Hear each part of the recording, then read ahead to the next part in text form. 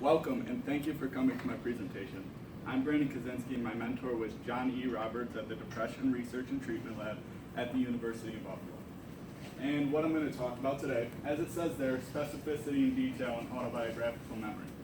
So to go into that a little deeper, an autobiographical memory is a memory that somebody tells about themselves, similar to an autobiographical book where they're writing their own narrative.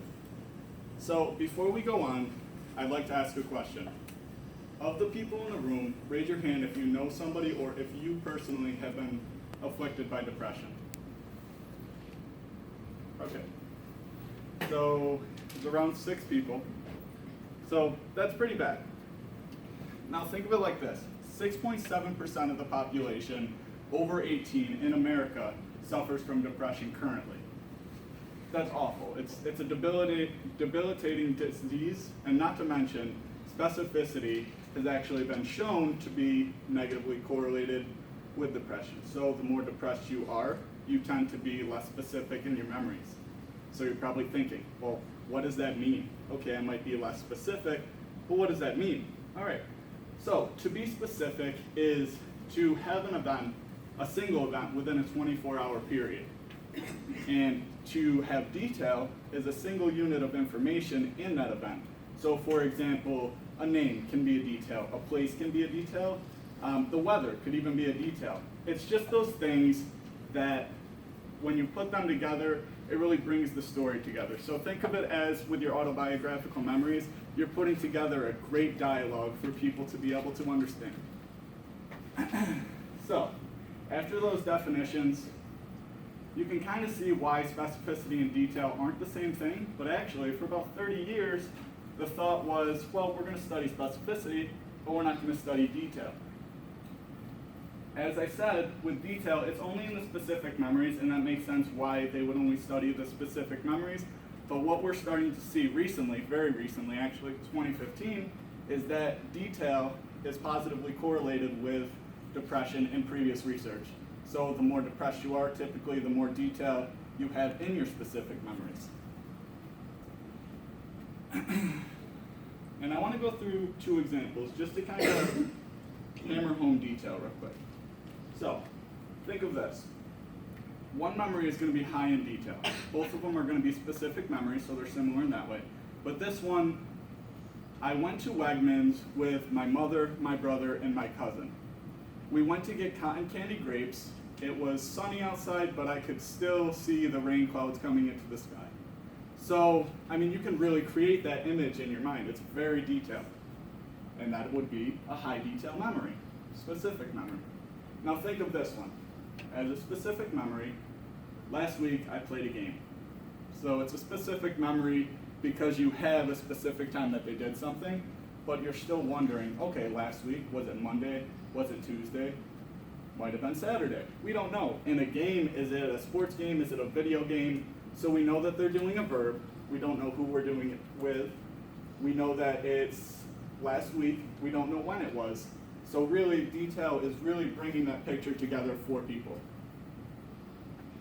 And in regards to autobiographical memory, in specificity, specificity has been shown to be correlated with longer episodes of depression. It's been negatively correlated with previous episodes of depression. So the more or less specific your memories are, typically the higher levels of previously depressed behavior has been. And the reasons for this, some of the reasons that we have is cognitive difficulties. Studies have shown that people who suffer from depression have executive control problems. So intuitively, it kind of makes sense that they would have trouble bringing memories in, especially specific memories. That's a high cognitive task where they're using a lot of executive function to bring themselves to the forefront like that. So instead, what they'll do is bring overgeneral memory. So an overgeneral memory or a low specificity memory is I went to, or if the keyword was school, I went to school all the time. That's not a specific memory. You went to school all the time. We couldn't narrow that down. And then another potential mechanism for this specificity problem is the rumination aspect. So depressed rumination is taking a situation and constantly going over it in your mind over and over again, the potential problems, consequences, causes, how could this have gone right? And it's just constant in your mind. And actually, again, just like with current depressive symptomology, depressive rumination is negatively correlated with specificity in previous research. So we went into that memory detail. I showed you those two examples of a high amount of detail and a low amount of detail. So at this point, you can kind of see that while specific and detail seem like the same thing in a grammatical sense, they're actually a very different construct, or potentially a very different construct. That's what we'd like to look at. So our hypotheses. So the first one that we have is that specificity and detail do not correlate with each other. So we're not going to see much of a relation. That's what we believe to be true. Young's study in 2015, which was actually the first study done on detail and autobiographical memory, showed that specificity and detail were not correlated. So the second hypothesis that we have is that specificity should correlate negatively with depressive symptomology. Why do we think that? Because 30 years of research has showed that as somebody becomes less specific, their depressive symptomology has gone up. This has been done in clinical samples, it's been done in undergraduate samples, so this hypothesis should be true. We think. We're going to test it. And then the final one, detail should correlate positively with depressive symptomology, dysfunctional attitudes, and rumination. So, if we're looking at detail and specificity, and we don't think they're the same construct, and Young's study actually showed that detail correlates positively with these things in her sample, we'd like to look at that again and see if maybe that's true.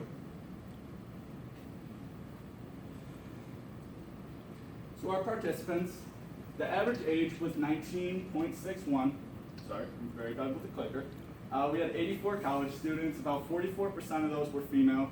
There's nothing in our population that made us think at first glance that this could be a potential problem. Of course, we had a high proportion of freshmen, but the participants were actually, through SONA programming, they were given course credit for completion. So it would make sense that the higher proportion would be of freshmen. All right, and here are the measures that we use. The first measure we use is the Patient Health Questionnaire 9C. And this is also called the PHQ-9C, and we use this to measure the depressive symptomology currently in our participants. We also use the Rosenberg Self-Esteem Scale, or the RSES, to measure the current explicit self-esteem in the participants. The next thing we use is the IPIP, which is a short form of the International Personality Item Pool, or the IPIP, which is a short version of the Big Five Personality Index. By short form, the Big Five Personality Index is this huge, over 100 question questionnaire. The IPIP is 20, each of the Big Five measures, 4 each, and we were looking at neuroticism in general with that. The next thing we use is the Ruminative Response Scale, or the RRS. So we use this to see if the current participants that we had were experiencing high rumination. And again, rumination is going over those thoughts over and over in your mind, and this would be measuring that in the current moment. We next use the Dysfunctional Attitude Scale, or the DAS, to see if these people in the present moment have dysfunctional attitudes about themselves or about the world, or a negative view about themselves or about the world in general. And then we have the Autobiographical Memory Test, which was created by Mark Williams in 1986. This is the premier specificity measure at this point. You put keywords on it. I'll go into a little more detail on what we do with it, but this is a great measure of specific over general categoric memories and the like. Okay, so the procedure. So the first thing that we did was we gave the participants packet 1. And packet 1 has the PHQ-9C, it has the rumination, it has the self-esteem, it has the dysfunctional attitudes, it has the IPIP, it has everything. That is our self-report. So what we do is we put that self-report measure with them. We leave the room to give them complete privacy. And then when they're completed, or when they're done, we instruct them to open the door and just come find us. We'll be right across the hall. This is where it gets fun. So after that, they open the door, we're right across the hall, they bring us in, and immediately after that we administer the autobiographical memory task. And what the autobiographical memory task is that there's 12 keywords. They can be positive, neutral, negative, depending on the researcher's personal things that they're looking at. But it'll have one word at the top of each of the pages, so one on each page, double-sided, 6 on each of the AMTs for a total of 12. And it'll be bolded and underlined. They're told to think of a memory that happened at a specific time, at a specific place, should be at least a week old, and try not to use the same memory. Actually, they're told not to use the same memory for more than one occasion. And for our methods of analysis, we wanted to use that correlational analyses to find if specificity was related with rumination, depressive symptomology, self-esteem, neuroticism, dysfunctional attitude. And again, as we were looking at those things with specificity, we wanted to see how they correlate with detail. So we looked at how these things correlated with detail on rumination, current depressive symptomology, self-esteem, etc. We also at the end ran a regression analysis to see if age and word count were confounding variables. And again, we did the correlation, those same correlation tests on specificity and detail together to see if they were correlated. Okay, so here are my results. And as you can see here, there is no statistical significance in what we looked at. This was very strange for us. I mean, this is specificity. This is what's been looked at for 30 years, and yet we didn't have the results that we were looking for, not even on depressive symptomology. So it's unfortunate, but what this begins to show us is that there's a potential sampling error with our data.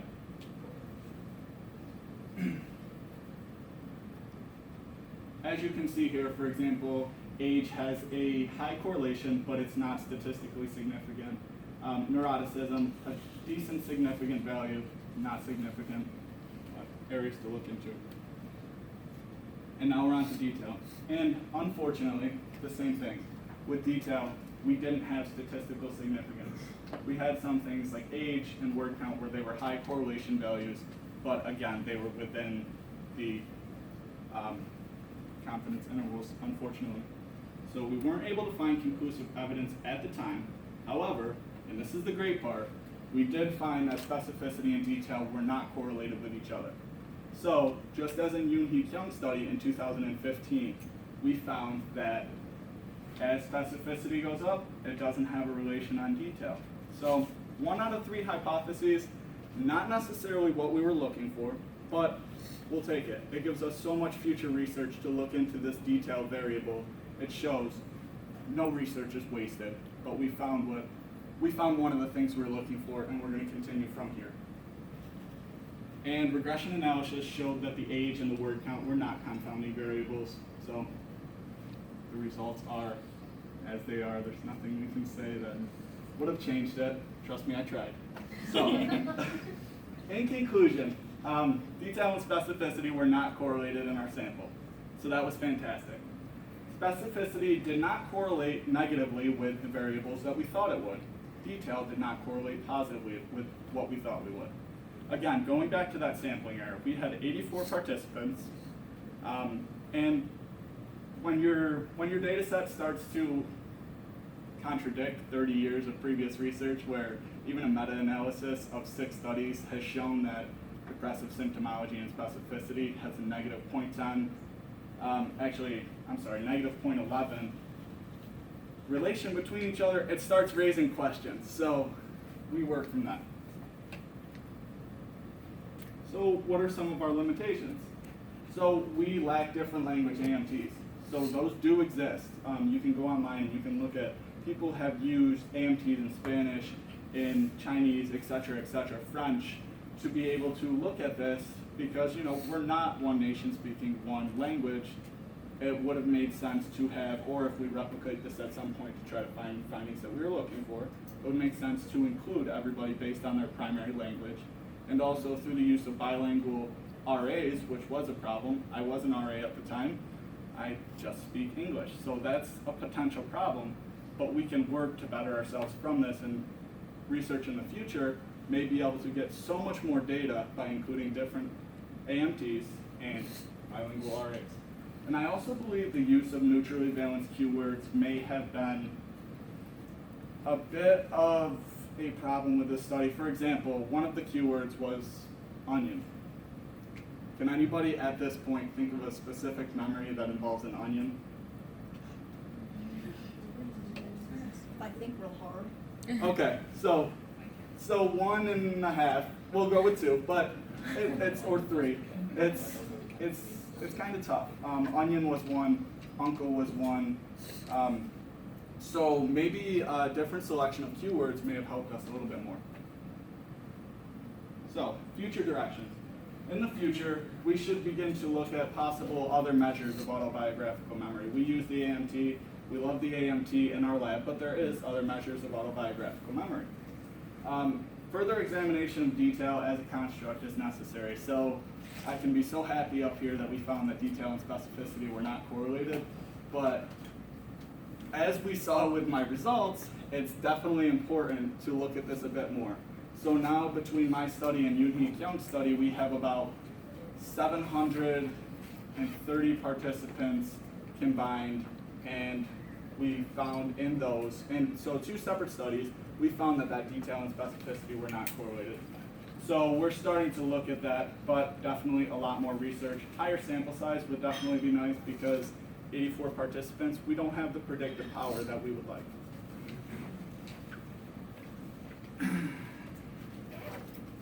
All right, so I would like to thank Dr. John Roberts, Yoon-Hee Kyung, Megan Bauer, Daniel Moritz, Eve Rosenfield, and everybody in the Depression Research and Treatment Lab. I remember when I first started McNair, I was scared of research. I thought it was a big, daunting task. I thought data analysis was scary and not for me.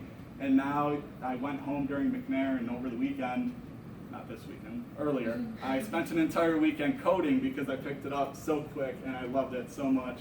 And that goes hand in hand with the McNair program. So I'd like to thank Dr. Susan Ott and Heather Hagenbu for helping us with this amazing program, this amazing conference as well, for being able to give all of us the opportunity to do this research in the fields that we're passionate about and we love.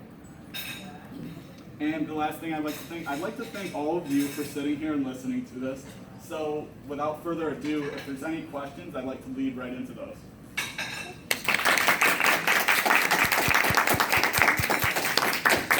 We do have time for 1, potentially 2 questions, but that will probably be it, because we're over time. Right in the back on the left. Okay, so do you know if literature points to a relationship between specificity and detail and memory with other disorders such as anxiety, anything besides depression?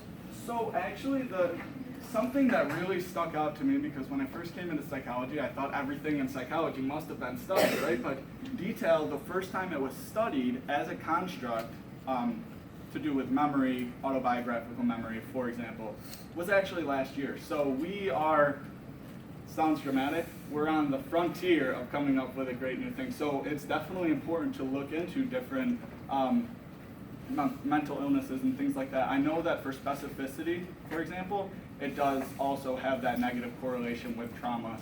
The less specific you are, the more trauma you typically have. And yeah, right up front. Can you go back to your limitations? Yeah, absolutely. So when you talk about being able to use different languages, that you've gotten more participants with that. In certain languages, like the same word does not translate, exactly. Right. Such as because I speak Farsi, I also know that some words in Farsi I can't find a word for in English, or vice versa. So how would you go about that? So I think that goes along with, I'm sorry, but I think that goes along with the bilingual RAs as well, because the RAs were actually coding these AMTs. So, for example, if it was a language that, like you said, there's a lot of languages where sometimes it just doesn't pronounce, or it doesn't translate properly to English. So what we would do in that particular scenario, or what I think would probably be a good idea, is train the particular individual. And in Buffalo, we have so much diversity that we can definitely find RAs who know these particular languages and teach them to be able to code this reliably. And even, it's tough, but again, with the autobiographical memories, we're looking at these people's personal narratives. So even if it may not translate directly into English in that other language, it may have, we may be able to piece together the measures of detail, because again, we're counting units of detail, and we can find that through the bilingual RAs and also, again, the different language entities. We're gonna thank Brandon for his presentation. If anyone else has any questions, we're just gonna kind of swap so the next presenter can get settled, and we're gonna have him move to the back of the room. I'm sure if you have more questions, he will field them there. Yeah.